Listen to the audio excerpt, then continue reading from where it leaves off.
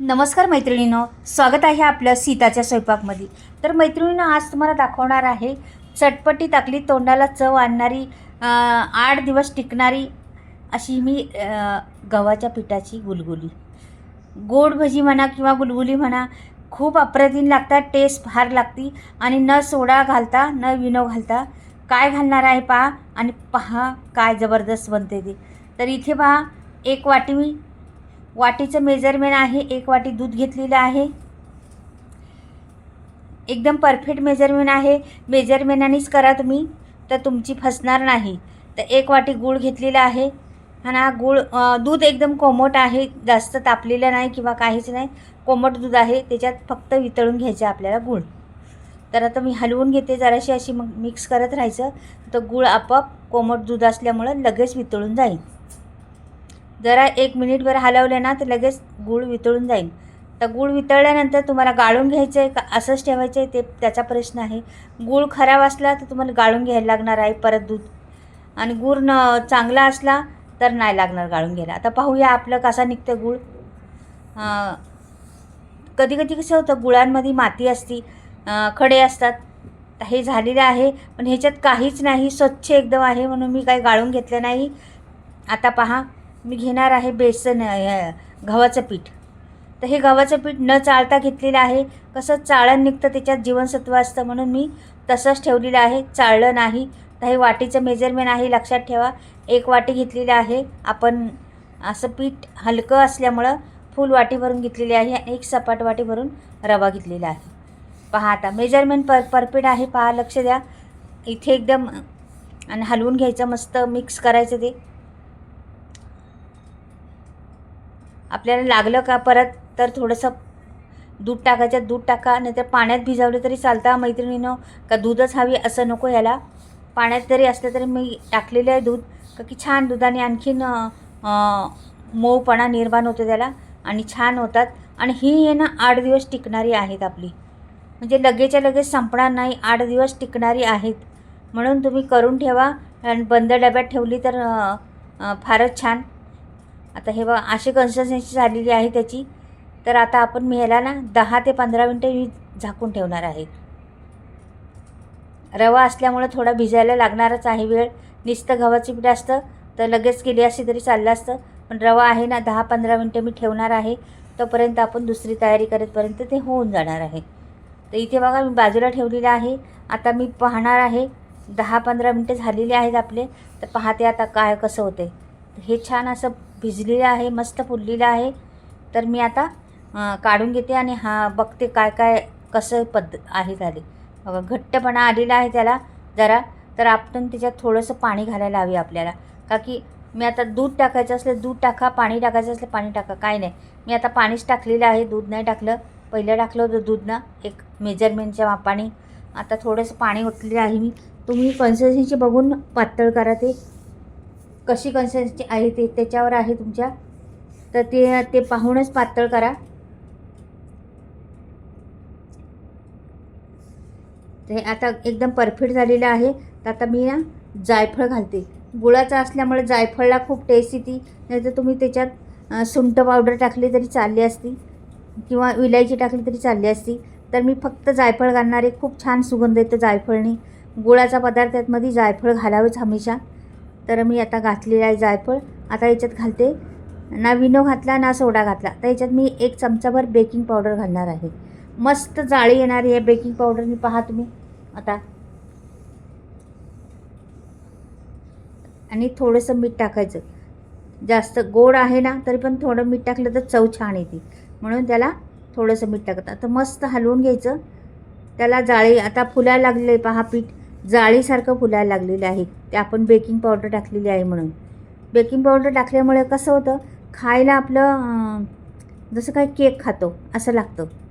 खूप छान लागतं, खूप टेस्टी लागतं.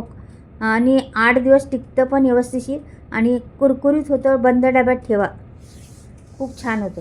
आता हे अशा पद्धतीने पहा, सोडायचं असं असं सोडायचं. पडतंय का बरोबर बघायची कन्सिस्टन्सी. परत दाखवते, बरोबर व्यवस्थित पडते. हे बरोबर आहे, परफेक्ट आहे पीठ. आता मी ठेवणार आहे कढईमध्ये तेल तापायला. तर इथे मी तेल तापायला ठेवलं. पहा आता तेल तापले का नाही पाहूया जरासं, थोडंसं टाकून त्याच्यातलं अंश, नंतर कळण आपल्याला लगेच वर आलं का. हे पहा झालेलं आहे. आता सोडायला सुरुवात करायची. किती सोपी पटकनी होणार 10 मिनटात नाश्ता आहे हा. जास्त वेळ खात नाही किंवा काहीच नाही. तुम्ही नाश्त्याला बनवा, कुणी बाहेर गेले फिरायला तिथे बनवा, कुणी पाहुणे आलं त्यांना द्यायचं म्हटलं ते बनवा, सणासुदीला नैवेद्यासाठी बनवा, कधीही बनवा. खूप टेस्टी आहे आणि साध्या सोप्या पद्धतीत घरातल्याच पद्धती सामग्रीमध्ये होतं आहे. तर नक्कीच एकदा ट्राय करून बघा. जरा पण तेल खात नाही. आणि पहा आपलं एवढं मस्त पीठ झालेलं आहे ना, टाकल्या लगेच टुमकनी वर येतं ते, म्हणजे असं खाली चिटकत बसत नाही, लगेच वर येतं. पहा आणि टम्म फुगतं. थोडंसं आपण सारण टाकतो पण केवढं टम्म फुगते पहा. एकदम परफेक्ट झालेली आहे. पहिला गॅस जरा फास्ट ठेवायचा, नंतर थोडा स्लो करून टाकायचा, म्हणजे आतमध्येपर्यंत शिजणार. का की आपल्याकडे जिन्नस सगळ्या कच्च्या घातलेल्या आहेत, त्याच्यामुळं शिजून द्यायचे व्यवस्थिशीर. त्याला वेळ लागत नाही शिजायला, पण आपला अंदाज पाहून शिजून द्यायचं. मस्त खूप चविष्ट लागणारा हा पदार्थ आहे, साध्या सोप्या पद्धतीतला. नक्कीच करून पहा एकदा.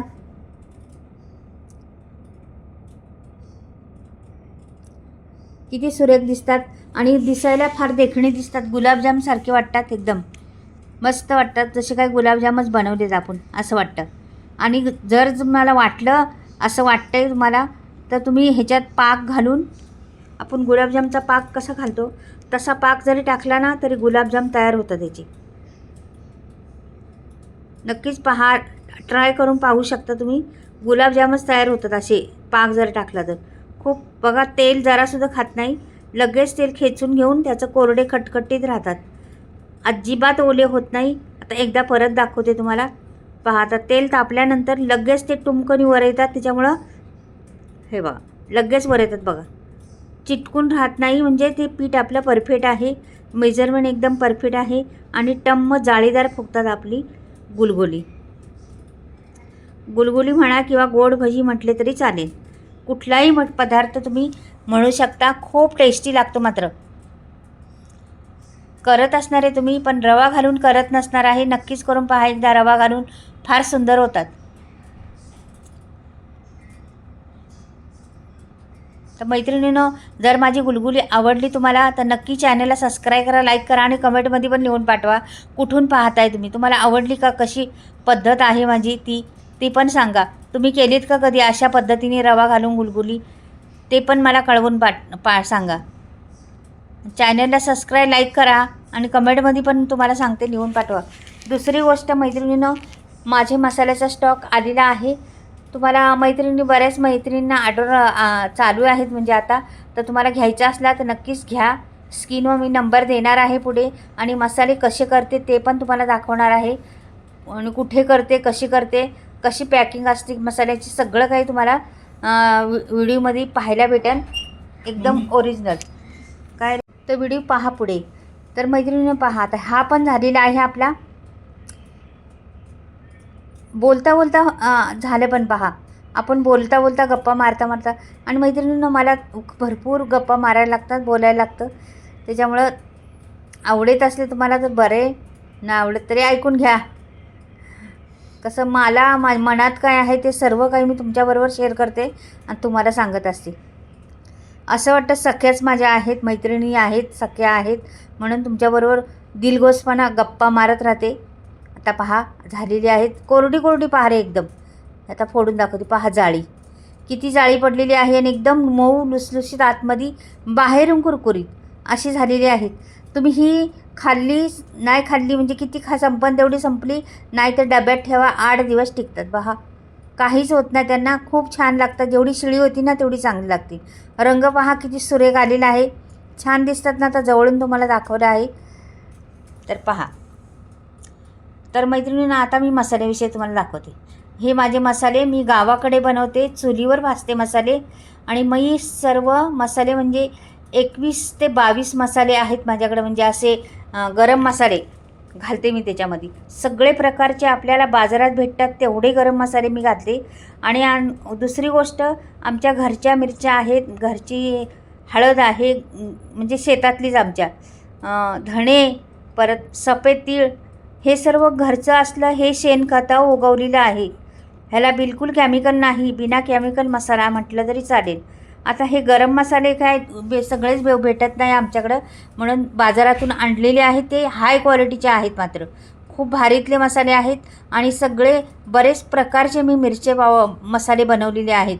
तुम्हाला फोन केल्यावर तुम्हाला कळेल कुठले कुठले प्रकारचे मसाले आहेत माझ्याकडं, ते तुम्ही घेऊ शकता. आणि हा रंग ढलत नाही, वर्षभर रंग तसाच राहतो. तर घ्यायचं तर घ्या तुम्हाला मसाले. पण माझे हे गुलगुले कसे झाले ते नक्कीच सांगा मैत्रिणींनो. बाय, परत भेटू.